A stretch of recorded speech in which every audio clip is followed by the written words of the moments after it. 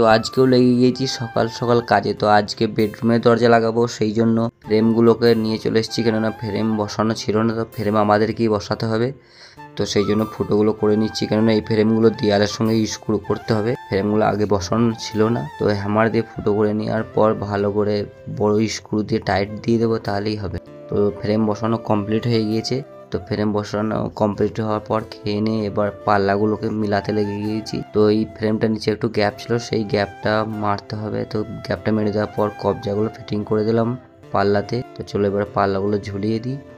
তো একটা পাল্লা ঝোলানো হয়ে গিয়েছে, আর আমি এই ঘরে গ্রুপগুলো কাটছি কবজার। তো কমপ্লিট হয়ে গেল এই পাল্লাটা ঝোলানো।